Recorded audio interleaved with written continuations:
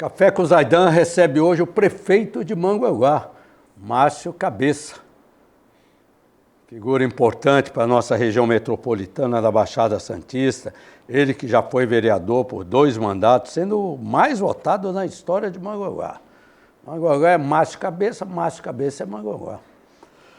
Quem é Márcio Cabeça? Bom dia, Márcio. Tudo bem, Zaidan? Prazer enorme estar aqui com vocês. Esse programa aí que tem uma audiência incrível, né? Um programa de credibilidade muito grande. Então, é um prazer sempre estar aqui com você. Mas Cabeça é um cara que ama Mongaguá, nasci na nossa querida cidade de Mongaguá desde o meu primeiro dia de vida, né? Mongaguá, desde os 9 anos trabalhando junto ao meu pai nos comércios que tinha na época do açougue. Aprendi desde cedo que o trabalho é o que dignifica o homem, o que dá a linha e, acima de tudo, dá uns posicionamentos para a nossa vida. Depois, acompanhando a trajetória política do meu pai, né, como vereador, foi 3 vezes vereador.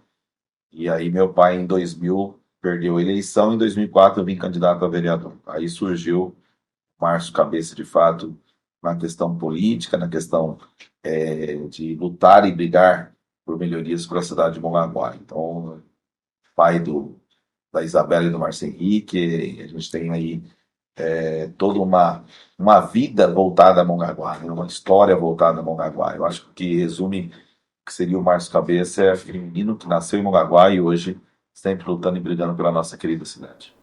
Legal, legal. É, desafio. Quais foram os maiores desafios da sua carreira, da sua... Eu acho que a gente pode falar em vários sentidos. Primeiro foi aquela questão de quebrar barreiras, né? Quando eu vim para a política, eu falo a verdade, eu não gostava de política, pelo meu pai ser 3 vezes vereador, eu trabalhava desde muito cedo. E quando meu pai perdeu, eu comemorei muito, falei, graças a Deus está fora disso aí.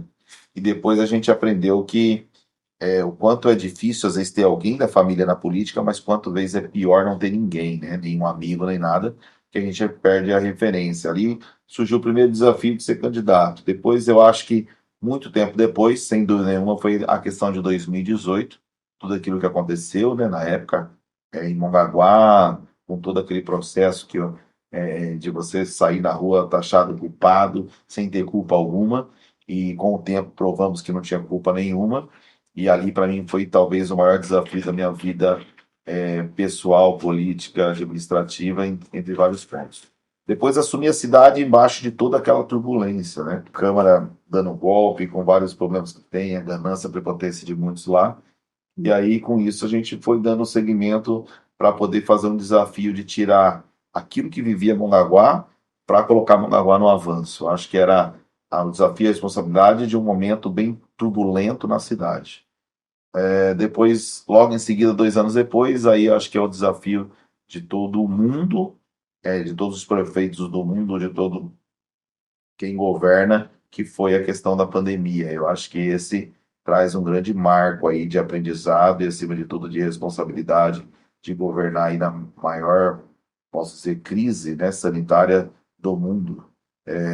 E aí, infelizmente, depois, 2 anos depois, durante a pandemia, eu perco meu pai e meu irmão. Em 5 dias perdi os dois. Aí eu acho que aí, até hoje ainda, é uma ferida aberta, até hoje ainda é um desafio de estar de pé, com a responsabilidade de governar uma cidade, que não tem culpa de nada daquilo que aconteceu, mas também de ser um ser humano que acaba, naquele momento, perdendo o pai e o irmão, apenas 2 anos isso, e ainda eu acredito ser o meu maior desafio de vida, de ter firmeza, e agradeço muito a Deus de me dar essa força de estar de pé, de tentar ainda fazer o melhor e lutar para o desenvolvimento da cidade de Mongaguá num período tão curto de tantos problemas e, como você falou, de tantos desafios. É desafio, né? Mongaguá é uma cidade pequena, né? Uma das menores cidades do litoral paulista, né? E tem praia, mas tem aquele ar ainda de interior, né? Aquela coisa assim, né? Bem... Eu acho que a gente conseguiu preservar isso. Eu É, acho que é Mongaguá verdade. é a cidade que sai de 62 mil habitantes agora para 400 mil pessoas, mas conseguiu manter as raízes de quem quer o descanso, de quem quer um turismo um pouco diferenciado, né? Um turismo de cachoeiras, um turismo também das feiras de artesanato, um turismo da plataforma de pesca, um turismo ainda que você tem a oportunidade de viver aquilo que você falou, uma cidade de litoral com a mistura do interior. Eu acho que isso é talvez uma grande característica que nós temos que é o perfil do turista que vai para Mongaguá. É muito legal isso daí. Ô, Márcio, algum arrependimento que você mudaria se pudesse voltar no tempo? Alguma coisa? Eu sempre que eu faço a minha projeção de vida, aprendi isso com meu pai, meu saudoso pai, é a gente sempre fazer aquilo com o coração aberto para nunca se arrepender, né? Eu carrego isso de fazer o máximo que eu puder, o meu melhor, porque quando der errado, não é nem que você vai se arrepender, vai servir de lição para você não errar de novo. Mas tem algo que eu desde cedo, desde muito menino, meu pai me ensinou aquilo que eu falei no início, inclusive, do programa, que é o trabalho. Então, eu fui um cara que de domingo a domingo trabalhei.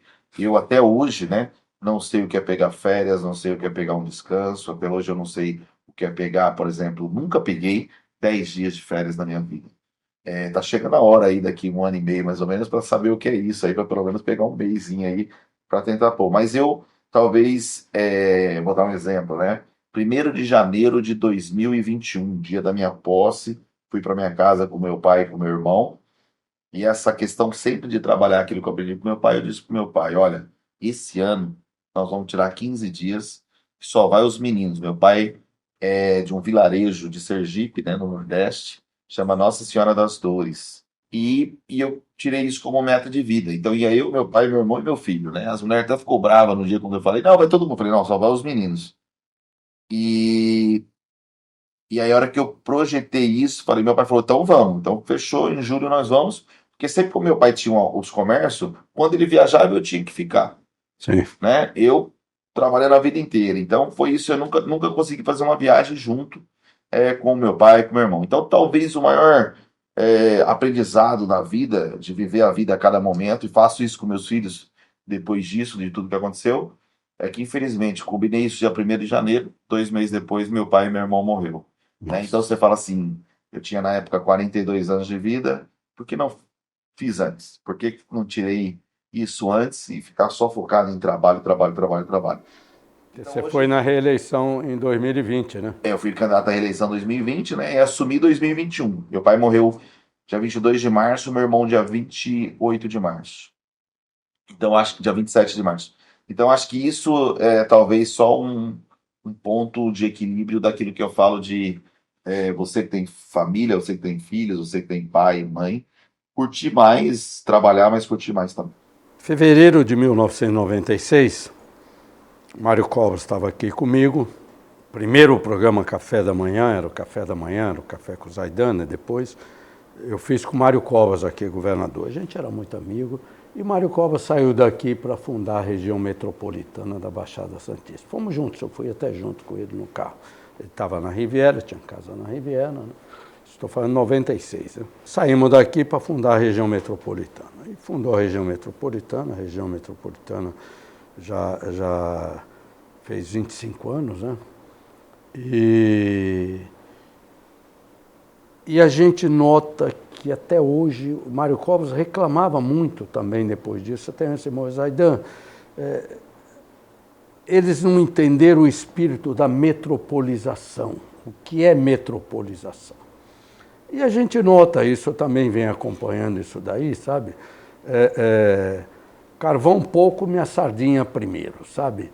Não tem ações metropolizadas, né? De ações que envolvam os 9 municípios. Olha, você faz isso, eu faço aquilo, outro faz isso, outro faz aquilo, sabe? E vamos se juntar. E a gente nota que até isso hoje é assim. E você assumiu o comando do Condesb esse ano, né? Mandato de 1 ano, né? Você assumiu aí, você é o presidente do Condesb. Como você pretende tocar o Condesb num ano difícil, né? Porque nós estamos vivendo anos difíceis, tá? Muito difícil nós estamos vivendo. Principalmente o ente federativo mais importante do Brasil, que é o município, passa por momentos difíceis. Como você pretende tocar? Eu acredito, Zaidan, que uma das propostas que a gente levou e tem dado certo, primeiro que a tecnologia, hoje, nesse momento que nós estamos aqui, no outro programa seu, eu fiz lá de Mongaguá e falei um pouquinho sobre isso. É importante, ajuda, mas nada como esse olho no olho, esse contato. A primeira coisa que eu fiz foi retomar as reuniões presenciais. Porque isso faz com que o querido prefeito, por exemplo, aqui de Bertioga, né, é, Caio Mateus, possa visitar Mongaguá, possa visitar Peruíbe, Itanhaém, que o prefeito de Mongaguá possa vir até Bertioga, possa visitar Santos, possa visitar. Então você começa a trocar mais as ideias e levar isso adiante. Eu acho que são dois pontos aí, e o Mário Covas estava coberto de razão, como em muitos outros assuntos que, para mim, talvez é o maior político da história do Brasil, né? Em termos de administração, em termos de visão, sempre foi uma pessoa muito focada. São dois pontos. Eu acho que o que falta, na verdade, são políticas públicas que você dê continuidade. Nós não podemos se apegar, e a dificuldade que eu acho desde o início é você ter uma meta para a cidade, você ter uma meta e um planejamento que dificilmente você conclui em 4 ou 8 anos. Nada se faz em 4 ou 8 anos quando são projetos realmente preparados para o desenvolvimento de uma cidade ou de uma região. E aí troca-se os mandatos. Quando troca aquele que entra, de repente ele quer mudar tudo aquilo que vinha fazendo. Né? Isso serve para governo do estado, para governo federal e para município. Então acho que esse é um calcanhar daquele. O segundo é o que você falou. Não dá para se falar em região metropolitana quando se fala só da boca para fora. Nós temos que começar a agir de forma metropolitana. O problema de Bertioga é o problema de Mongaguá. O problema de Peruíbe vai ser o problema de Santos. Então hoje eu vou falar para você que durante pelo menos 30 anos aí o Estado ele tem um olhar assim, nada contra, muito pelo contrário, mas é para poder potencializar aquilo que eu vou falar, né? Santos tem um grande prefeito que é o Rogério, Praia Grande tem um prefeito que é a Raquel, mas o Estado ele trabalha mais ou menos assim. O que nós temos aqui de recurso? Manda para Santos. E a outra parte? Vai lá para Praia Grande, volta para Santos, vai para Guarujá. O que sobrou manda para os demais. Então acho que isso atrapalhou muito. E a minha luta dentro do Condés é para mostrar que, de repente, o meu problema lá de Mongaguá, com falta de investimento, talvez no hospital regional, falta de investimento, talvez para lá, vai fazer com que aquele paciente venha para Santos de qualquer jeito aqui para o Guilherme Álvaro. Será que se você não redistribuir isso de uma maneira mais concreta, você não está fazendo com que a região cresça? O problema, às vezes, tudo se fala do túnel, né? Santos Guarujá. Quantos profissionais de Mongaguá, de Itanhaém, de Peruíbe, de Praia Grande trabalham no Guarujá? Quantas pessoas do Guarujá são, às vezes, professor, médico em Mongaguá, Itaim, Peruíbe? Quanto tempo fica ali numa fila de espera? Então, quando a gente fala de projetos macro, e o projeto regional ele tem que ser macro, ele tem que realmente sair do papel de uma forma séria, organizada, e não aquilo que você falou, né? Olha, de repente tem um programa que é para atender os 9 municípios. Uma cidade se deu bem, dane-se as demais. Eu acho que é que tem que mudar. Então a gente tem Exatamente. tido aí esse posicionamento, temos falado isso em várias ações e já cobrando do governo do estado. Um ponto crucial: segurança pública. O que nós perdemos da Baixada Santista durante 30 anos é fora da média. Se você pegar lá o exemplo de várias cidades, o que tinha há 20 anos atrás de policial militar efetivo é muito maior do que tem hoje. Só que hoje, assim, o interior inteiro perdeu, o estado de São Paulo inteiro perdeu. Eu acho que o estado inteiro perdeu. Mas, por exemplo, você vai visitar Campos do Jordão, em julho, tem policial militar para tudo quanto é lado. Só que você vai em janeiro, também continua tendo. Então, se você vai para Serra Negra, é a mesma situação. Pro litoral, nós perdemos muito. E nós erramos e falhamos pela nossa desunião. Então, a meta é estar unido para, quando pedir, brigar por isso. Eu acho que lá no interior eles sempre foram muito mais unidos, muito mais bairrista para conseguir as coisas. E, na minha opinião, falta esse olhar, essa visão de nós, prefeitos, mas temos hoje uma sintonia legal, hoje está legal o ambiente do Condésio, com todos os prefeitos aí, para tentar mudar essa história e reivindicar não para Mongaguá, para Itaim, mas sim para a Baixada Santista. Márcio Cabeça aqui no Café com Zaidan, prefeito de Mongaguá. Ele que é, eu diria, caiçara, minhoca da terra, né? Nasceu em Mongaguá. Márcio, qual a população de Mongaguá hoje? O negócio chegou a 62 mil habitantes. 62 mil. Qual o orçamento? Nós estamos em 380 milhões. É o menor orçamento de toda a região É, metropolitana. o menor orçamento. É verdade. 62 mil habitantes, 380. Atualmente, como está o equilíbrio financeiro do município? É o primeiro ano que a gente passa uma dificuldade terrível. Acho que não só Mongaguá, talvez 90% dos municípios hoje estão passando por isso. Queda de arrecadação, FPM que cai. Só que um outro agravante, né? Então você está lá 6% de reajuste no imposto. Só que o medicamento subiu 30%, É verdade. combustível subiu 20%, né? A alimentação subiu tanto. E aí você não consegue pôr essa balança. 40% das pessoas hoje não estão conseguindo pagar imposto. Então isso A dificulta muito inadimplência na está em inadimplência, 40% 40%. no IPTU. No IPTU. Então você não consegue equilibrar nunca a balança, né? Então a gente está numa contenção, determinei lá reduzir 25% de todos os contratos para ter a responsabilidade de governar e, acima de tudo, não criar aí um endividamento para a cidade. Então a gente tem que ter a seriedade de conduzir a coisa de uma maneira para frente. É um momento complicado, mas que eu acredito aí que a gente vai conseguir passar por mais esse aí de uma forma séria, de uma forma responsável, para que o munícipe no futuro não pague um preço alto por isso. Vai atravessar momentos difíceis, Ana.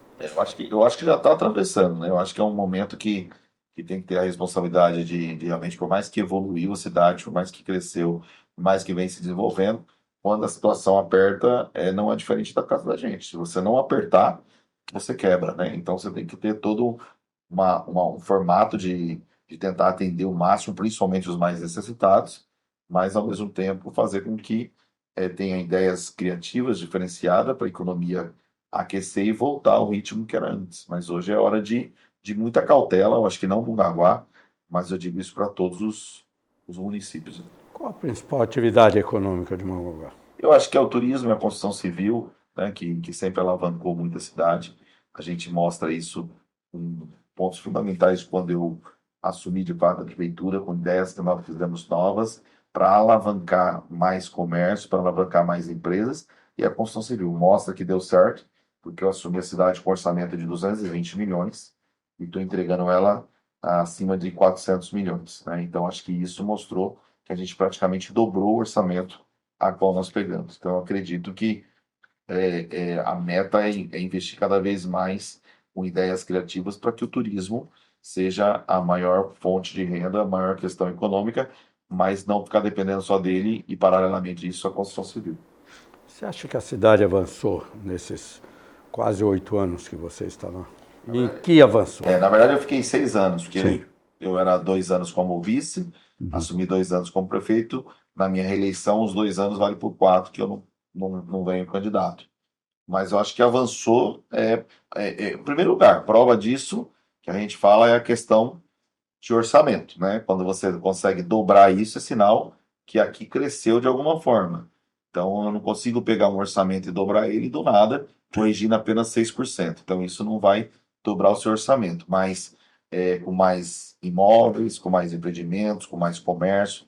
Então, hoje você anda em Mongaguá, grandes lojas que nunca tinha na cidade, hoje passa a ter. Isso traz junto geração de emprego. Ontem Sim. mesmo nós estávamos na inauguração de uma loja de autopeças que está gerando ali de cara 35 novos empregos. Isso vai para lojas de eletrodoméstico, vai para empreendimentos, vai para restaurantes, vai para outros pontos que vem vindo para a cidade, algumas redes de franquias, que acaba impulsionando o crescimento e desenvolvimento da cidade. Então, olha, hoje a gente vê uma cidade bem mais para frente, lembrando que dos 6 anos, 2 anos e meio, nós enfrentamos pandemia, enfrentei a crise de quando eu entrei, teve uma ressaca que destruiu toda a nossa orla, então metade desse mandato foi bem turbulento. Mas eu acredito muito que a cidade tem um novo olhar, a cidade tem uma nova projeção, um novo segmento, com investimento cada vez mais forte de grandes empresas, grandes construtoras, entre outros pontos. Eu estava até lembrando agora no meu programa de rádio hoje de manhã que nós perdemos um grande amigo, né? Grande incentivador do desenvolvimento da nossa região, o Eduardo Sandovic, que é o presidente da ABA, idealizador do Aeroporto Civil Metropolitano do Guarujá. Há 20 anos que ele fala isso, morreu e não viu o aeroporto. Mas parece que vão pôr o nome dele no aeroporto, quando ficar pronto daqui a 20 anos, talvez. Né? Quais são os planos seus para o turismo, para incrementar o turismo? Nós temos o Condesb, né? E temos também a Precesp, né? Que vocês fazem parte da Precesp também, né? Eu acho que a gente tem discutido muito isso aí, né? Eu acho que o governo do estado tem um papel fundamental nisso. Eu tenho debatido muito com o governo do estado em relação à forma que é repassado os custeios. A gente tem falado isso com o governo federal. é uma ferida aberta e um pensamento que todos têm que começar a analisar. Por exemplo, as cidades litorâneas como a nossa, vou dar o exemplo de Mongaguá, mas isso serve para toda a cidade. Nós recebemos sobre o número de habitantes. Toda a FPM é sobre o número de habitante, o que vem de verba na saúde é sobre o número de habitante. Só que a pergunta que eu sempre falo, né? Mongaguá tem 62 mil. Então, Mongaguá e Bertioga, Sim. as duas cidades, Tem que você tem, 60 mil também por aí. mas que você tem menos morador e mais veranista. Então, Sim, hoje, 45% das casas é de morador e 55% é de veranista. Mongaguá e Bertioga são as maiores do Brasil nessa média. sim. Sim. Você fala, mas então é mais tranquilidade. Não. Quando chega um final de semana, quando chega um feriado como esse que vai vir, quando chega a temporada, a gente sai de 60 para 400 mil pessoas, por exemplo. Né? É 400 mil pessoas ou 340 mil usando o sistema de saúde, usando coleta de lixo, usando tudo. De verba que nós recebemos, Sistema viário. sistema viário, por 62 mil. Então tinha que fazer uma média sazonal para equilibrar as despesas, principalmente cidades turísticas como a nossa, para que a gente possa investir cada vez mais no turismo. A questão do DAD é uma briga da Precesp e é mais um ponto de vista, né? Se discute muito em aumentar os BIT, se discute muito em aumentar mais cidades turísticas, sem dar o apoio necessário para aquelas cidades como a nossa. Então acho que a gente tem que ter essa visão individual, mas também aqui no nosso litoral, talvez uma visão mais macra de forma metropolitana. Talvez fazer mais ações turísticas usando. Se você pegar o litoral sul, Mongaguá, Itaim, Peruíbe, por que não explorar? Eu tenho um teatro lá, talvez fazer um segmento de um trem ou um micro-ônibus ou um Avança, que a gente tinha um Avança, vários programas para poder incentivar e que esse turismo saia fortalecido de uma forma diferenciada para o crescimento e desenvolvimento da Baixada. Qual a principal mudança que você atribui à sua administração? Mudança na cidade, que você deixou como marca da sua administração? Eu acho que a forma diferenciada e arrojada de, mesmo em momentos de crise, trazer coisas inovadoras para a cidade, dar um up na cidade, fazer com que a gente conseguiu mesclar e resgatar a autoestima do mongaguaense. Nós conseguimos o principal também, valorizar o servidor público. O Mongaguá, até então, você não tinha ticket de refeição, alimentação. O servidor público, hoje todo servidor público tem. Nós não tínhamos nem database, né? O servidor público estava aí, dependendo disso, há várias circunstâncias. Nós não tínhamos lá um planejamento adequado para poder melhorar obras viárias, para que essas obras chamem atenção para a instalação de novas empresas. Isso começou no nosso governo, então fazendo uma atual, inclusive na avenida agora da prefeitura. Então você trazer a modernização, você fazer com que as escolas passem a ser simples ambiente lá, normais para trazer a tecnologia, com lousa digital, mesa play table, para fazer uma reestruturação também no sistema de saúde, que se quer tomografia existia e hoje tem um sistema de tomografia para atender a cidade, melhoramos a forma de que é o pronto-socorro do Veracruz, investimos na nossa pediatria infantil. Então, acho que são vários segmentos que a gente tem priorizado, prédios mais modernos, diferenciados, que atenda o munícipe diário dos 365 dias, mais obras inovadoras para atrair cada vez mais o turismo e que as pessoas possam ter mais opções e, dentro dessas opções, mais estrutura e condições de visitar a cidade com mais alegria e voltar sempre. Eu acho que isso a gente conseguiu fazer em curto espaço de tempo uma melhoria viável e de reconhecimento de todos. Essa questão da segurança que houve aí, até eu falei esses dias com o Derrite, né? E ele falou que a operação vai continuar, essa operação Escudo, inclusive vai implantar um batalhão do BAEP no Guarujá. Isso refletiu para o Mongaguá também? Eu acho que mostra o início da sua fala, início da fala do Mário Covas. O Derrite tem feito um trabalho fundamental, o secretário Derrite, acho que o governo do estado tem acertado nisso. Quando a gente fala de uma segurança maior no Guarujá, a gente tem que pensar de forma metropolitana. Então, mesmo atendendo o Guarujá, acaba atendendo as 9 cidades da Baixada Santista. O que tem que entender é que na hora que você faz todo esse acesso para o Guarujá, e tem que ter, que eu acho que merece, né? O prefeito tem trabalhado lá para isso, e a gente tem esse olhar da responsabilidade do Estado, mas tem que entender quando você migra para uma operação muito mais forte, isso vai migrar para as outras cidades também. Então você tem que estar preparado para, em sequência, vir fazendo a estrutura para atender os outros demais municípios da região metropolitana. mas é o que a gente não pode jamais dizer, se não teria um contraponto nosso, é dizer que uma ação dessa não é importante. Se a gente fala no início de forma metropolitana e que hoje Guarujá está sendo atendido, a gente tem que ficar feliz porque os problemas estavam muito mais graves do que qualquer outra cidade da região. Quando eles têm uma ação maior e mais forte, inclusive foi logo depois de uma conversa com o secretário Derrite e um almoço com o governador, e tivemos uma resposta de imediata para que isso fosse atendido e trazer segurança para moradores e turistas. Muito bom isso daí. Você, o ano que vem, deixa o governo de Mongaguá, vai continuar morando lá, você nasceu lá, sua vida é lá, né? E como você enxerga Mongaguá daqui a 10 anos? Eu enxergo Mongaguá uma cidade que tem tudo para ser uma cidade diferenciada, piloto, tem tudo para dar sequência em obras importantes para que a cidade atraia cada vez mais turistas, mas que nós possamos ter ali quem estiver à frente da administração, preservando o início da sua fala, manter as nossas características. Acho que a gente não pode fugir daquilo que é nosso, né? De uma cidade que tem a condição de crescer e está crescendo e está se desenvolvendo, mas mantendo aquele ambiente seguro de interior, de a gente manter os costumes, né, de você ter um Poço das Antas igual nós temos, que eu falo que a gente é privilegiado por Deus, de ter ali toda uma estrutura diferenciada de uma cidade de 13,5 km de extensão, que ela tem feito um papel muito importante no litoral sul e que acaba conduzindo, até porque Praia Grande vem crescendo, e tudo que vem em crescimento chega uma hora não tem mais para onde crescer, a tendência é nossa, acho que Mongaguá está em Peruíbe, de dar um grande boom. Então eu vejo Mongaguá uma cidade que com certeza tem uma projeção muito grande e, acima de tudo, de um desenvolvimento e crescimento que o cidadão mongaguaense e obviamente, os turistas vão poder acompanhar isso com uma sequência responsável de governo. O que nós não podemos é dar passos para trás, o que nós não podemos é retroagir, nós temos que sempre pensar para frente para que venha cada vez mais conquistas. Normalmente os governos parece que não querem fazer os seus sucessores, né? Mas é importante esse processo da solução de continuidade. A gente tem como exemplo Praia Grande aí, que foi no desenvolvimento, que queira que não, o Mourão acabou imprimindo a sua administração, que até serviu de modelo aí.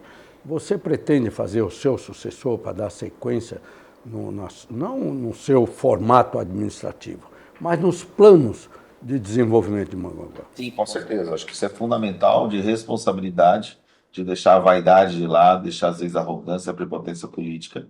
Eu acho que nós temos que somar e torcer para que o meu sucessor seja melhor do que eu.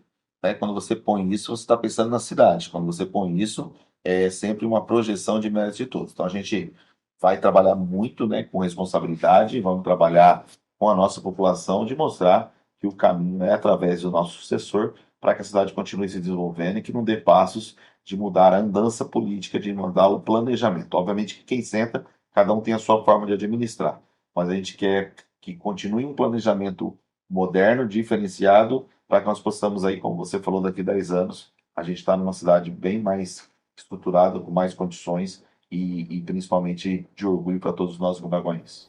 Tá certo. Obrigado, Márcio Cabeça, prefeito de Mongaguá. Vamos fazer um café com o Zaidan. Isso aí, ó. Você põe essa parte aí. Aí, ó.